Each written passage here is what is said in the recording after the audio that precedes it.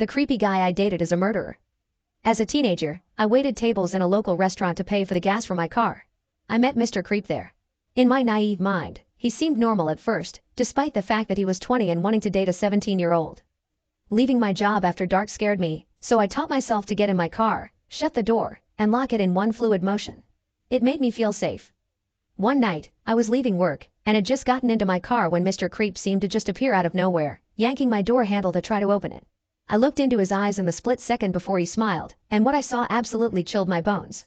I don't know how to describe the evil I saw. From then on, I was terrified of him, but I didn't let on BC I was afraid of what he might do if I told him I never wanted to see him again. After this, he constantly lied to try to impress me and tried to invent ways of being alone with me, but my instinct was to run, so I avoided him. About 2 weeks after this incident, the restaurant got robbed, and there was significant evidence against Mr. Creep, just not the kind that allowed the cops to charge him.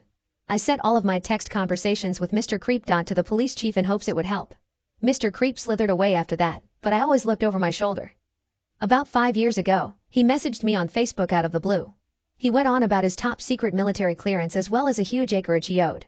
It made me nervous and I felt like he was trying to spring a trap or something, but I tried to put it out of my mind. Then, today, I was looking at posts about an unsolved murder when I saw his mugshot. He is now facing murder charges as well as 2 other violent felony charges.